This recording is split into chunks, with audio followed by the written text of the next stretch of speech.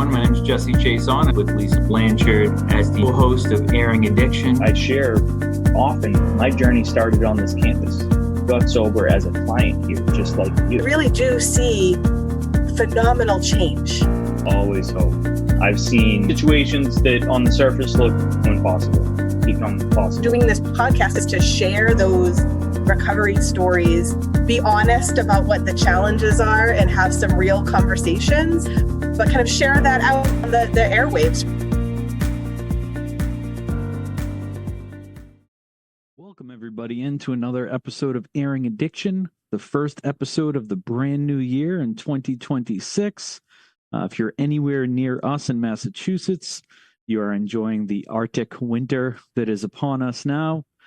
We hope that you've had a safe and wonderful holiday season. And we're really in for a treat today with our guest to kick off the year. I'll turn it over to Lisa to introduce who we have today. Thanks so much, Jesse. Happy New Year.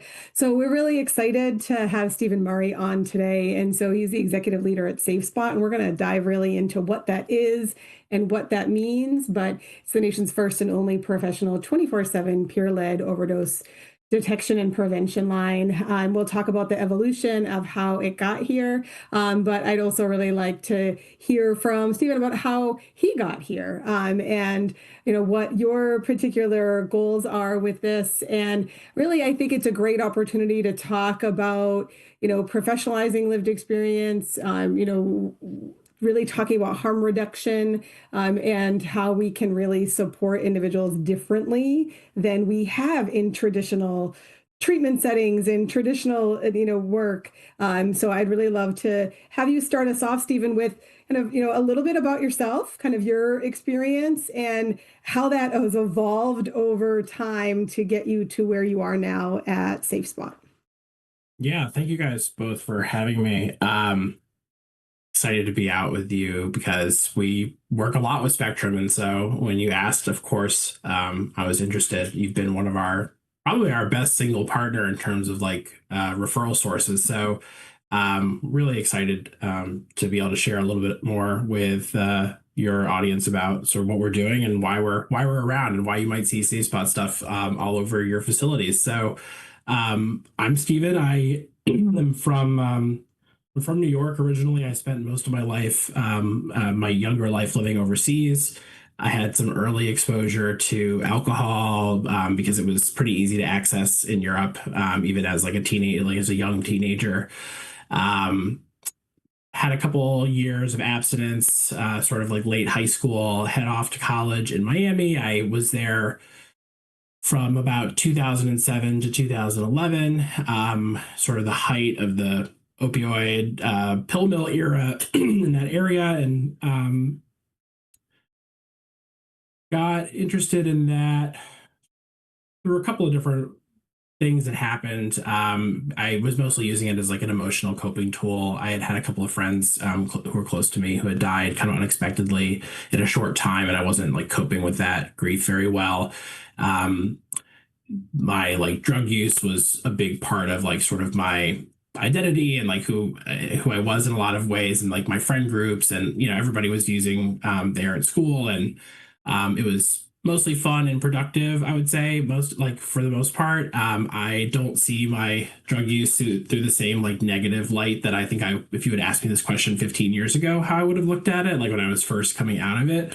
I would say that most of my time using was pretty fun and pleasant, besides really for the last year. And that's when my stimulant use had really kicked up. So I was using mostly Adderall, meth every once in a while when I could get my hands on it. And the problem that I was having with that was I wasn't sleeping. It kind of fed into my type A personality, where I could just work 24 hours a day is how I looked at it. And so I was, I'd been elected actually to the local village council while I was using. And I always joke, one of the ways I got elected is I had knocked on 1,000 doors, and we can thank meth for that. So really productive aspect of that drug. So yeah, it fed into my personality. And I think to this day, if you were to ask me what role do stimulants play in your life, I think they still play a big role in my life. I've had enough coffee to probably kill a baby elephant at this point. And so I ended up the last year or so, I was not sleeping. I was like hallucinating and paranoid, and there was weapons involved, and it was like becoming an increasingly dangerous situation. And my sister ended up my sister actually works in this field as well now. On the family side, she runs the nonprofit, the Center for Motivation and Change Foundation, which works with families. It's called the Invitation to Change, which is sort of based off of her experience as a family member with me. She was concerned because one, she couldn't wake me up one day, and then the other thing is that there was like cigarette burns all over my clothes and my couches because I kept nodding out with cigarettes in my mouth. So she was afraid I was going to burn my apartment building down. Long story short, ended up in rehab, did like a 28-day thing in Connecticut, long time outpatient, intensive outpatient program after that in New York City. Did some AA, didn't find it that helpful, didn't stick with it for that long. As like a non-religious person, it's something that didn't like really jive with me. We can get into that more if you want later, if that's something that would interest people in your audience. But I kind of like went rogue, and my recovery ended up like me becoming a volunteer firefighter, and I found purpose and like identity again through that. I had failed out of college. I hadn't gone back and finished yet. I was like kind of spinning my wheels. I'd been fired from the job I had gotten in New York City working in politics. And so like I was back living with my parents, and I was living in a place that we had never lived in before, like that I hadn't grown up in the Berkshires. And I saw a sign for the local volunteer fire department that was hiring or recruiting, and the station was literally around the corner from where I was living. And I was like, that sounds like way more fun than changing light bulbs for my dad all day, like it is property management stuff. And so I did that. I got the bug. I got addicted to being a first responder. I was like, how do I do this for a job? I had to become an EMT. So I became an EMT, and then I started working on an ambulance in Pittsfield. And I worked on the ambulance in Pittsfield starting in 2015, the end of 2014. And if you're tracking the overdose crisis at any part of this, like from your own timeline, it's like when fentanyl started to come into our drug supply. I was like on the front lines of the fentanyl overdose era, and spent the next 7 years working as an EMT, and then eventually as a paramedic.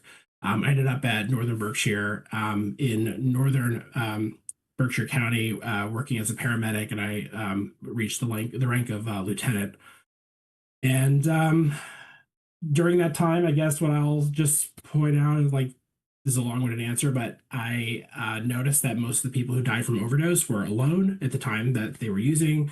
No matter how much naloxone was being handed out or how much we told people to be careful, everyone who died had one thing in common, and that's because like nobody was there to see them. And so this whole time I'd been like in the closet about my recovery or my recovery background. I had been mostly abstinent throughout that time, with a couple short returns to use. And I ended up coming out about my recovery. That video went viral, and it propelled me into working in the field. And I eventually left EMS after I had sort of started the Never Use Alone Massachusetts hotline. And I took a job at Boston Medical Center, working in a research unit with Dr. Alex Wally, who many of you probably are familiar with. And we ended up bringing the hotline under the hospital. And it eventually became SafeSpot, and we could talk about that separately. But that's sort of like my, I don't know, was that like an 8-minute answer of like, here I am. That was the abridged version. Yeah. I mean, really efficient, right? Like, so, we do this a lot, and we talk to a lot of individuals about their personal stories, both professionally and personally. And I got to say, like, that you got a lot out there in 8 minutes. I'm super impressed with that, Stephen. But a couple of things really jump out to me that I think are going to come up in our conversation, or at least I would like them to come up in our conversation. And I want to take a moment of appreciation for your description of your period of time in active use, and that it was not all bad, right? That it was not all negative, that yes, it didn't end in a great place, right? Because that sometimes can happen. But I think it's just really important for us, particularly as treating professionals, as community members, as family members, the lens that we use to think about individuals and people who use drugs is all negative, right? It's all bad. Like how could you possibly have picked that up the first time? It's all bad. And that's the lens that we sometimes, approach folks, and that's just not true, right? Like we know that substances aren't all bad, that some people use them without any problem. And sometimes you can have periods of time where it's effective for you. I think coffee being a great example. I'm on my third cup today. And that's what's allowing me to be awake enough at this hour of the day, because I'm like managing a return from vacation. And I just think that that's really helpful to point out. And I just appreciate that you start your story with that there is some function to that. And I think that we need to change that narrative. So just wanted to highlight that. That also was going to be one of my, I have a whole bunch of notes here, Stephen, and I just wanted to echo what Lisa said about it's never lost on me doing this for now over 4 years with Lisa. People come on here and just bare their soul, bare all, and just be very vulnerable, and you're no different. You did it in a way that, very efficient, yes. But I mean, I have a lot of notes down here around, what your identity was and what it went from, international traveler to college experience, partying, and then, volunteer firefighter to lieutenant paramedic, and, now coming in with Boston Medical Center. And I had an opportunity to look at your website because, yes, you're right. Your signs are all over our facility, so I'm very familiar with them, including the one right behind you. And I love your organizational philosophy, and I was wondering if you could touch a little bit about that. I know you had already mentioned about lived experience, and for anyone that's interested in it, SafeSpot.me. It'll be in the show notes most definitely, but specifically, the line that jumped out to me was, we don't just value lived experience, we build careers around it. Yeah, I think the most liberating thing that ever happened to me was finding that work was my pathway out of the identity of like just being a failure, like in my own eyes, I guess. And like I had fallen from my pedestal of, I'm a college student and city councilman, and like I've got all this stuff going for me. And then here I am, like splat in rehab, and trying to pick up the pieces and like really embarrassed and ashamed. And I spent a lot of years feeling like that and feeling like I had just like messed my life up beyond repair. And that like the only person to blame for that was me, because it was just me at the end of the day. And I had made the choices that I had made. And one of the things I do, believe deeply is that it was my choice. I was not like making decisions that were irrational. I was doing something that was actually a pretty effective like drugs, to Lisa's point, like are a very effective coping skill for a lot of people in a lot of different ways, just like you described caffeine, right? And so for a lot of my drug use, my drug use was a good coping skill. I was coping with depression. I was coping with anxiety. I was trying to keep my energy levels up so I could function and like still be able to do things. And sometimes too much of a good thing becomes maladaptive. And that really is how I look at it. So to address what you're saying, Jesse, like I think for me, the most liberating thing has been that my lived experience, which was something that I was so embarrassed about and so ashamed of, has become my greatest asset in like how I view the world and how I live my life. And I feel I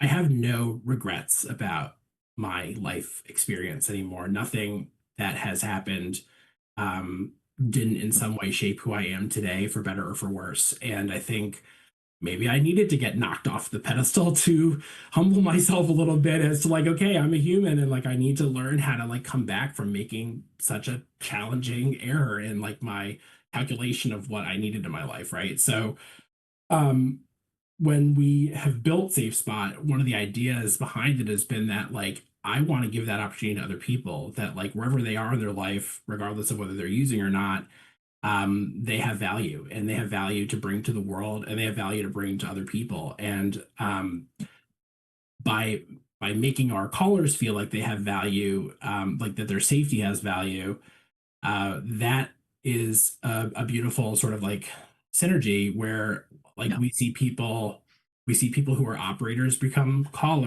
people who are callers become operators and sort of work through our pipeline and come up through the ranks. And like, my right hand person, Kimber, who I think has done some work with you guys, like Kimber overdosed on a hotline like this, and I was the paramedic that responded to her overdose. And here she is, like she's about to keynote a conference in Vermont in a couple of weeks, and like that to me is like finding purpose and finding identity. And so, how do we build that as a lived experience workforce, is really important to me. And I think to take it one step further, I don't believe that you can have a lived experience workforce without accounting for the fact that people will cycle in and out of active use. And then how do you sort of account for that and make sure that your space is safe for them?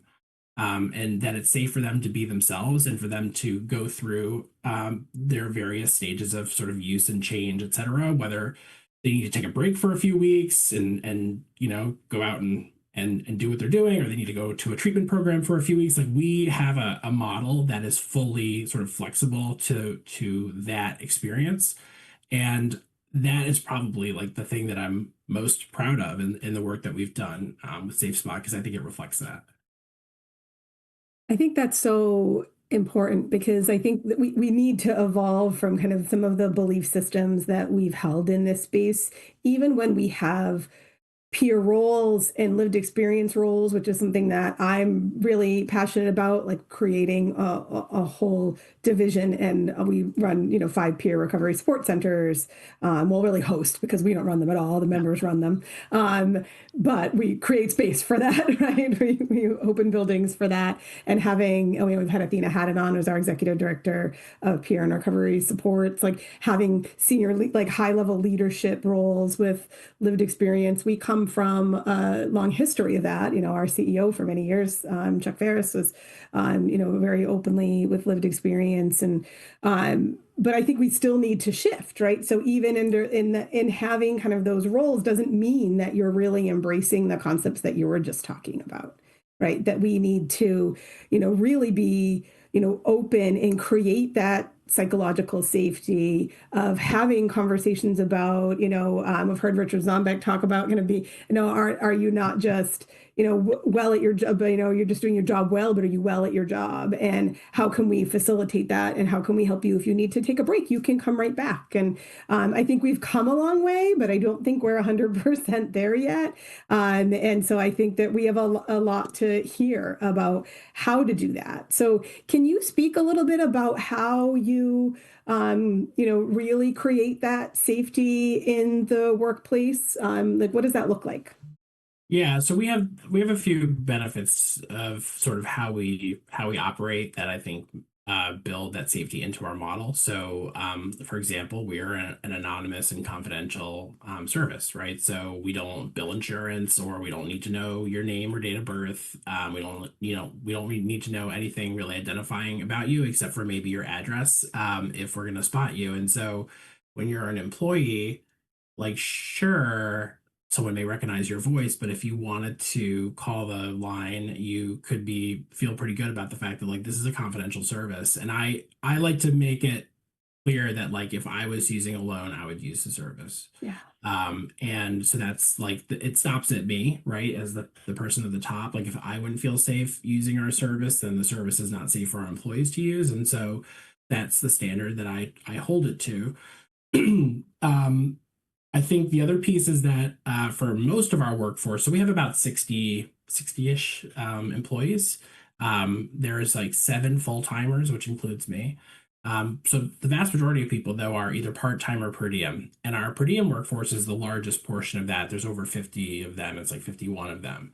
And that is a pay per call system. And so the beauty is if you are doing well and you're feeling up to it and you're having a good month, you could take as many calls as you want. You could take 40 calls a week and make 40 hours a week worth of work. If we're busy enough and you're able to jump in, you could grab those calls. But if you're having an off week, you could just not take calls for a week or 2 weeks. So we have minimum call requirements for per diems, mostly to keep people engaged. But those are sort of rolling averages over the space of a quarter.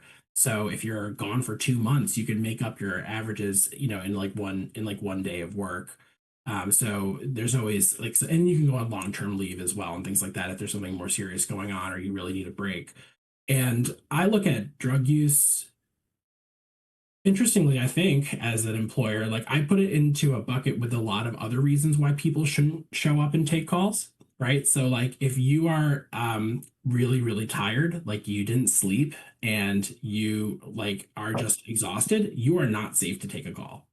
And so I would ask you to like investigate your state before picking up the phone and being like, am I in the right place to take this call? If you're experiencing a really challenging breakup and you're not emotionally available, like you shouldn't be taking a call, right? Because you're not in a place to support somebody else. You got to go deal with what's going on in your own life, right? And so drug use exists on a similar spectrum where like we have people who call us and if you didn't know they were using, you would never know they were using. They don't have any change in their voice and then their mentation, et cetera. They're like kind of getting well. And like if you are well enough to drive a car, there's some level of like, we need people to be really aware of where they're at. And thankfully, for the most part, over the last many years that I've been doing this, the one piece of it that hasn't been an issue is someone too intoxicated to take a call. Really, it happens more on the fatigue side or like the emotionally unavailable side. Like, oh, this person's having a bad day and they're like being kind of edgy on the call, right? So it's just kind of sort of built into the model is that we're flexible and we don't want people to show up when they're not ready to show up, and we're here for them if they are ready to show up and make some money. I like that a lot, Stephen. That's a sound investment, not only in the people that you're serving, but the people that are helping serve, right? No different than if I were under the weather or, something like that, where I wasn't able to perform my job. I wouldn't think of coming in because I would be doing a disservice in some ways. I'm wondering if Lisa and I are on the same page here where, I'm imagining if someone stumbled upon this episode on airing addiction, or maybe they're, one of our regular listeners and they don't know much about SafeSpot and actually what it is in the service. We've kind of talked about it a little bit. Certainly Lisa and I are very aware of it, but I was just wondering, Stephen, if you could tell our listeners exactly what the service is that you provide. Sure. Yeah. So SafeSpot is a 24/7 free hotline. It's a 1-800 number.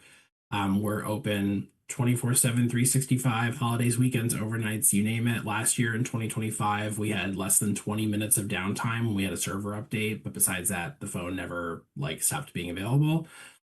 We have this last quarter, we had a 13-second hold time average before you're connected to a live person.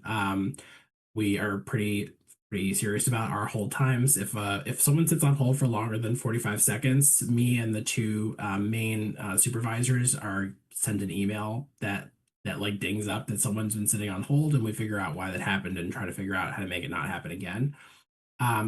So people call us when they're going to be using drugs alone. That's their primary lane. And we do a quick safety planning process with them. So there's a couple of different components to that. So one, it's helpful to have a real first name. And you don't have to give us a real first name. But the reason I'll say it's helpful is that if Lisa tells me that her name is Samantha, and Lisa's nodding out and I'm trying to get her attention and I'm yelling in my dad voice, Samantha, like that's not going to like hit the same in her brain as if I actually know her first name is Lisa. So if there's any reason to tell us a real first name, that's the only reason we would want to know it, is because we want to be able to get your attention better and we want to get to know you. The second thing we need to know is what you're using and how you're using it. And when I say what you're using, it's usually like what you think you're using, because our drug supply is kind of all over the place. So it's helpful for us to know kind of what you think you're getting, and that helps us think about how long we're going to hang out on the phone. So if you tell me that you're injecting Coke, I'm going to expect like within a minute of that, like we're going to have a really interesting conversation about something that interests you. And I'm here for it, right? It's going to be an animated, fun conversation. And if you inject Coke and a minute later, you're like starting to go nod out on me, I'm going to be really concerned that like maybe there was something in there that you weren't expecting. And I'm on full alert mode, right? So Whereas on the flip side, if you tell me you're injecting fentanyl and you start to get kind of like lethargic and difficult to like kind of keep the conversation, I'm expecting that. And like I'm ready for that. You know, we're gonna work through it and, you know, hang out for a few minutes until we think that you're, you know, that you're safe. So it helps us to sort of anticipate how the call is gonna go.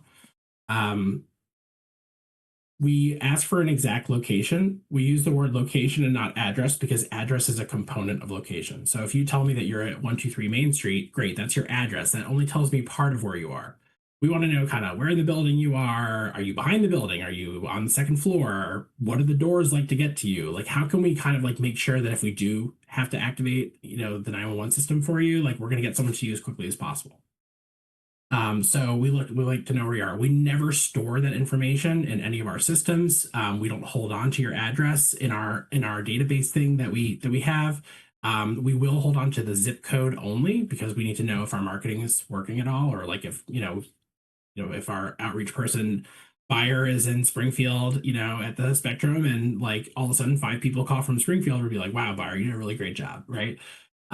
So that's really the only reason why we like to know that. And we ask you to like sort of prepare your space in case we do have to call. Like we never want you to be like have something happen where you get in trouble for some reason. So any extra drugs or like drug use equipment, we have you hide it away out of sight so that it's not taken from you.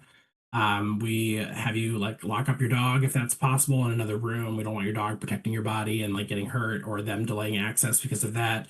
If you think you've got a cat that's going to run out the door, if the fire department leaves the door open, we have you put your cat in another room. Like we like to try to help you prep your space a little bit for them to show up. If it's safe, we ask you to unlock your door just for the few minutes that we're on the phone so that we don't have your door broken down by accident. And we hang out. And it sounds really scary, but like only 1 in 400 of our calls ends in an overdose. So it's very, very rare.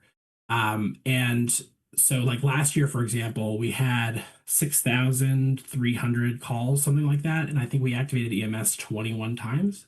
So like we're on the phone with people all day long. People, since we've been sitting here, 2 people have called in and got off the phone with no issue, right? It's just like it happens all day long. We're talking to people all day long. When an overdose happens, it's a big deal. I find out about it. That's how rare it is that I'm personally involved in knowing what happened with the overdose. So that's how rare it is. We do our best to try to never send EMS unnecessarily to your house. Most of the people who've had overdoses on our line were appreciative and have called us back since to continue to use the service. So we really think that that's a huge part of like our trust building. And yeah, so most calls are just like us shooting the breeze and talking about random stuff, and then you go on with your day. Whether you call once a month because that's the only time you use, that's cool. Actually, that's a whole other area of interest. Is like, who do we see call? We see people across the whole spectrum of drug use call. We have people who are in probably arguably pretty chaotic drug use, but we have people who are really infrequent, recreational or binge, etc. Like we see the whole gambit, and that's cool. We don't really care where you are on the spectrum. We're really just there to hang out for you for that one time that you're using.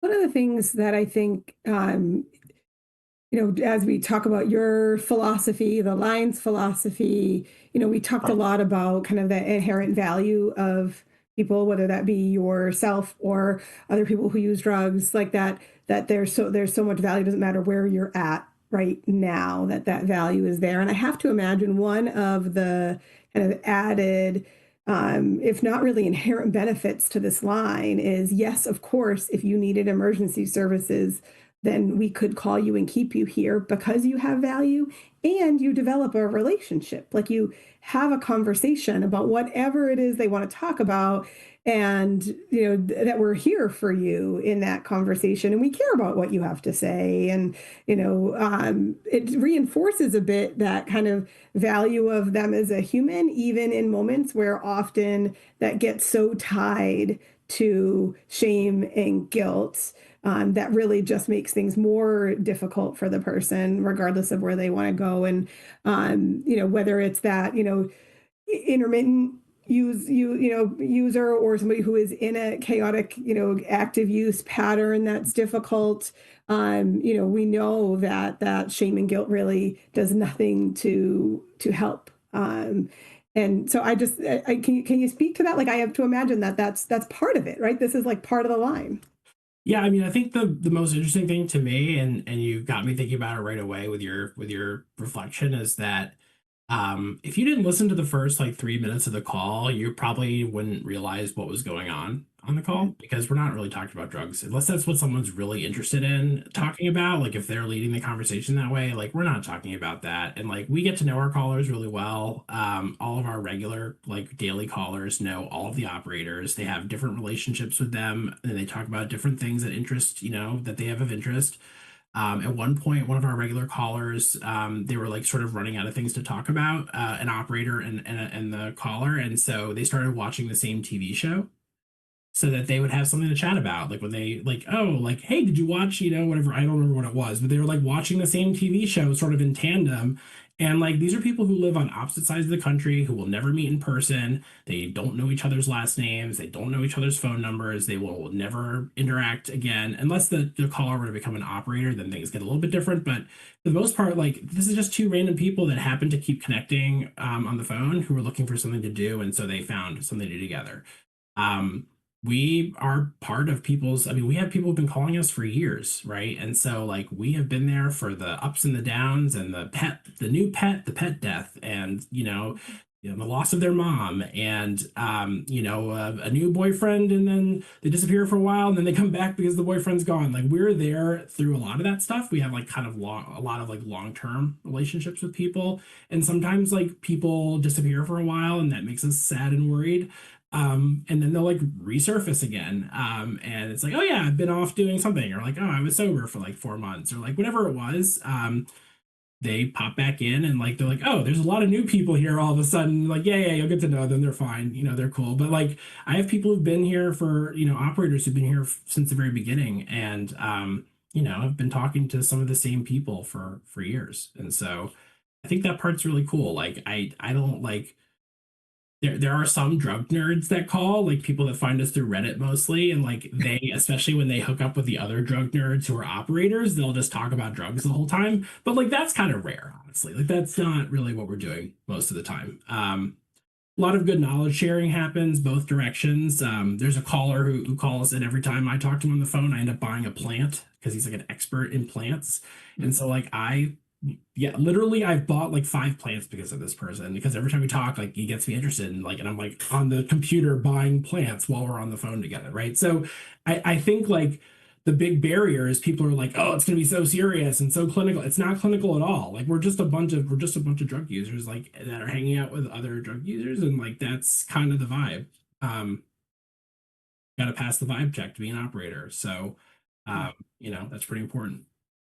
And what I heard you say, Stephen, is you're developing connection and community, right? Whether it be on different sides of the country or the same state, and really just, helping people know that they're heard, they matter.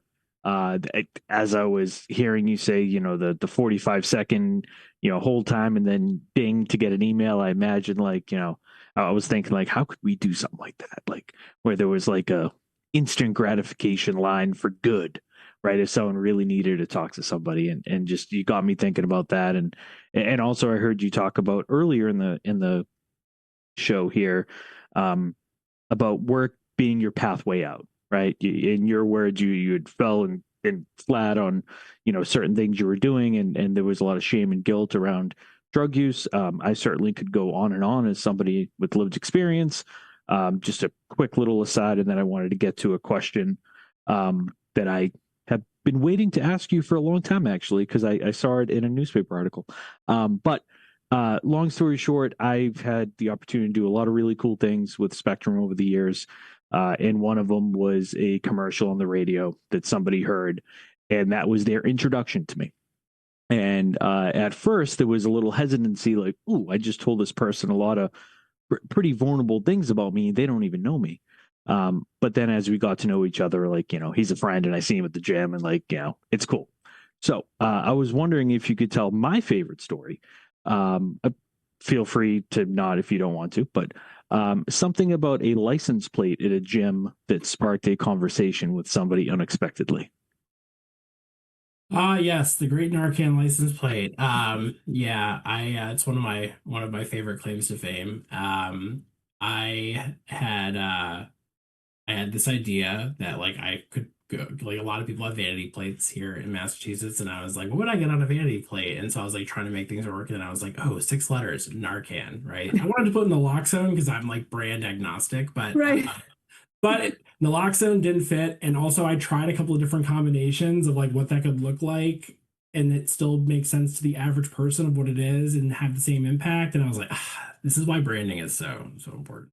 Right. Um, so I applied for the plate, and the RMV denied it, and they denied it. And I guess the checkbox that they used was that it was like vulgar or something like that, which made no sense because they had things that they. I'm in like this nerd group now on Facebook, which is like Massachusetts vanity plates, and so I like see all the ones they've approved all the time, and I'm just like, Root for everything, man. of all the things to get denied on, Narcan was offensive in some way.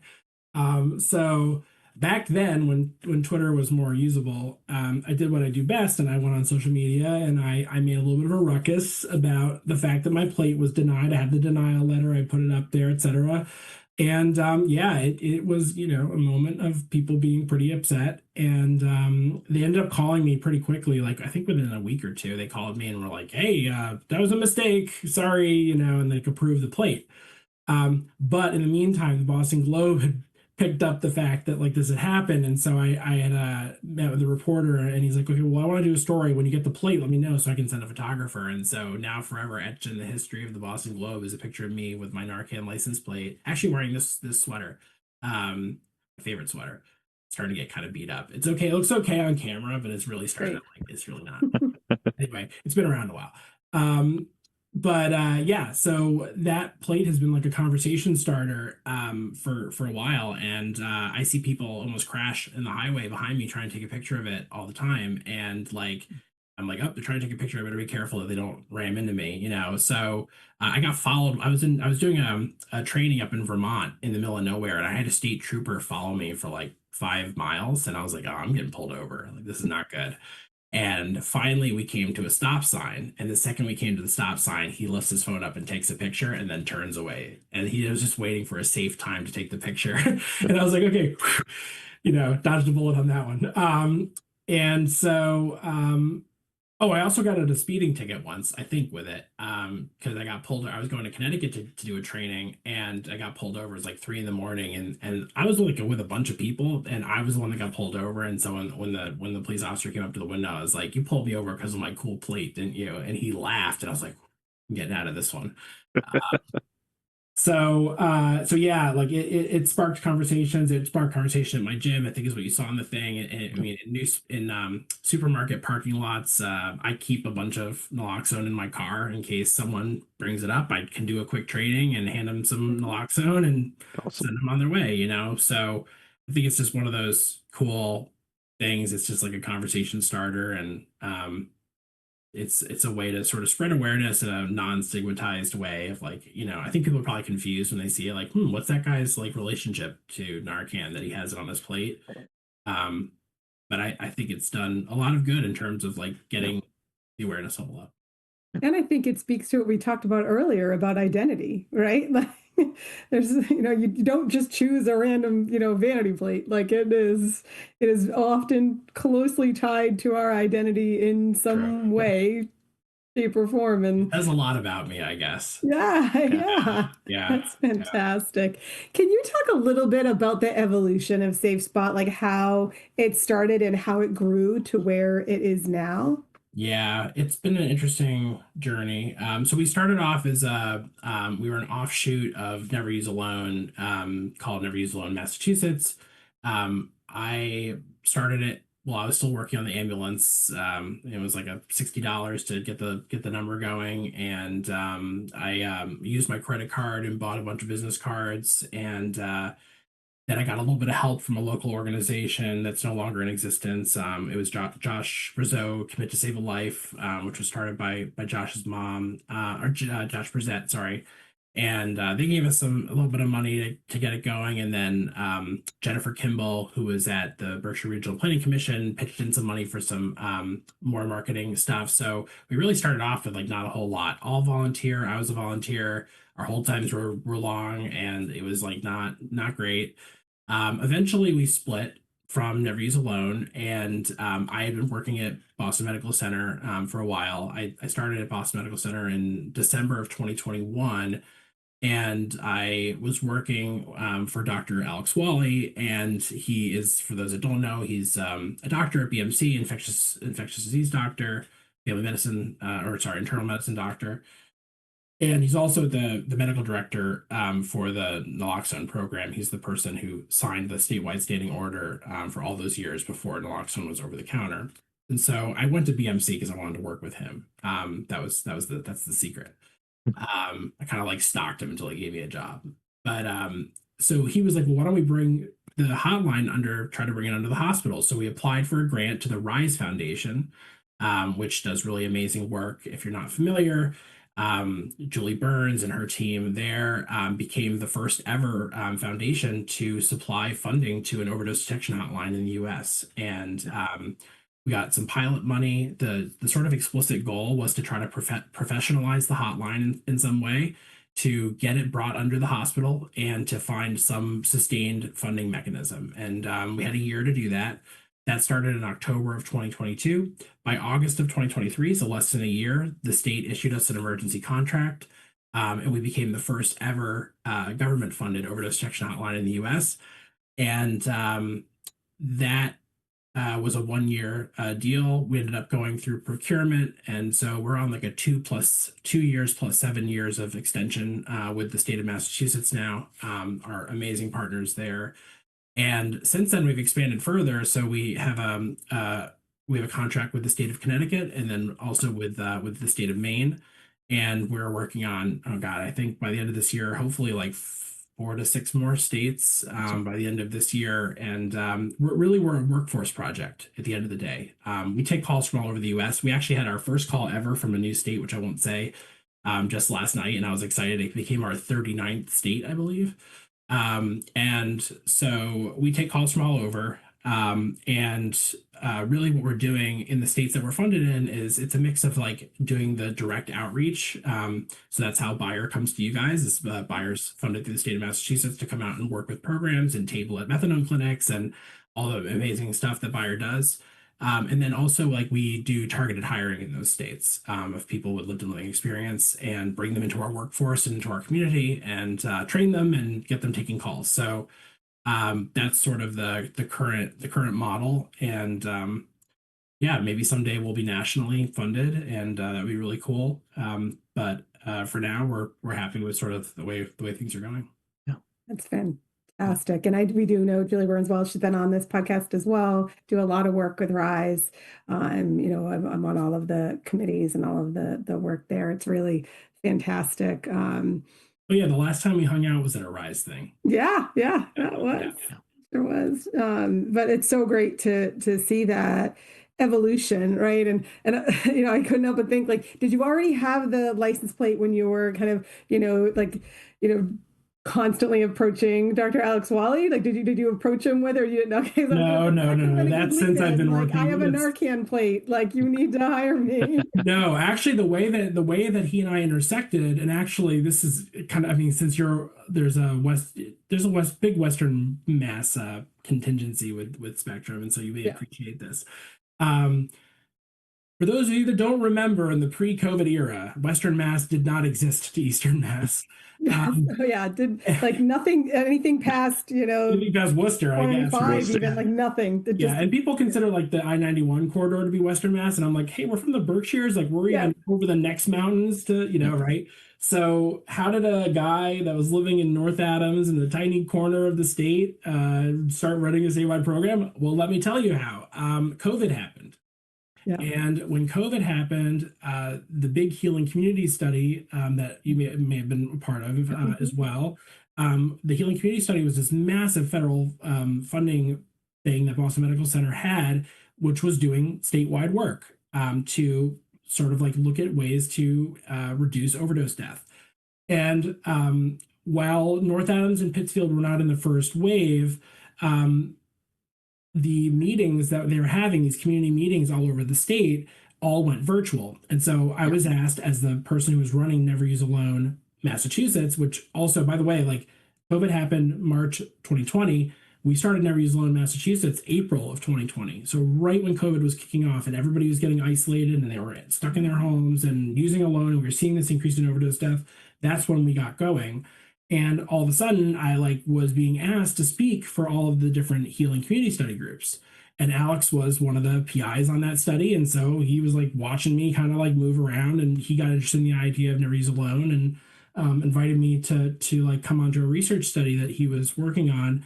And yeah, that's kind of how I ended up there. I was in the process of getting ready to leave EMS. I was in a master's program at BU online, and my mental health and my back from years of working in EMS were not cooperating. And when my daughter was born in 2021, I got to go on paid family medical leave for 12 weeks. And I had never had that kind of time off in EMS, anything like that before. I never had more than 6 days off actually in a row, because I was a Saturday supervisor, and it was really hard for me to take 2 Saturdays in a row. So I was so all of a sudden I was like, oh my God, I can't go back. I feel so much better now that I've been out for a couple of weeks. I'm sleeping, and I look better, and I feel better, and my back doesn't hurt, and I'm not having nightmares anymore. I can never go back. And so I was spent that next 10 weeks trying to find where I was going to land. And I luckily landed on Alex's team. And I had to go back for 2 weeks on the ambulance after my leave ended. And I've been out ever since. So that's how I ended up there. Wow, what an amazing story, Steven. Just it's been a wild ride. Yeah. Never lost on me that, when we're busy making plans, it's oh, no, look at this thing over here. And I certainly can relate. I grew up right outside of Boston, and we had family in Framingham, not even that far away to me now. But I remember, as a young child, people live out there. There's just mountains and trees. Right. And now working for Spectrum, and, our West Coast that we love. And we call it the West Coast. We call it the West Coast. Yeah. So it just, it's again another story. It comes up organically a lot in these episodes, and I'll just say it today of hope. You've given me hope. You've given our listeners hope of talk about the timing right at COVID, and what your organization has been able to do since then, and not a relatively long period of time either. To be in 39 states. And, just grow from this, put it on the credit card to boom, here we are. So, if anyone out there is listening with an idea, or, starting something that, one of the great things that I love is hearing, people starting nonprofits, and they're very passionate about their work, and, it's hard work, and, they can listen to your story as yet another example of, hard work paying off. Yeah, I've definitely morphed my my substance use disorder into maybe a work use disorder, but it's all right. I'm working on the balance piece as we. I one of the things I don't live in Western Mass anymore. I live in Plymouth now, and I've been here for a few years. And the reason why we moved here, because I work, it's a remote service. I don't go into Boston that much. But my wife and I were both working from home, and so we were like, where do we want to live? And I was like, I need to be by the beach. Yes. As I am a beach, my job is beach, and so that's how I try to have some balance at least in my life. That's my self-care. I could lay in the ocean all day long, and I try to do that a lot over the summer. This part of the year is a little bit tough, but yeah, I'm holding out hope for summer to come.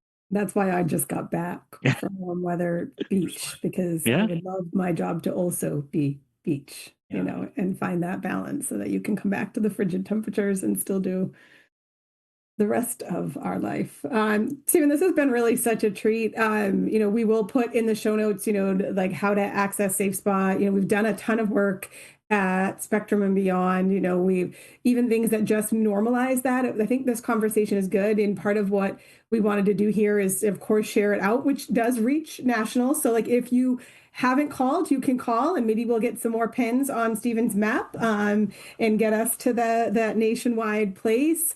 But it's not a scary thing to call. And if you're a counselor, a clinician, one of the things that we've really been working on is doing a test call with folks so that they feel comfortable and they know what that expectation is, and that it's not that serious, and that it's just another person on the end of the line to be there for you when you need them. And so, we've been building that into our workflows and our own overdose prevention plans of, just making this part of people's lives. And that test call can be really helpful.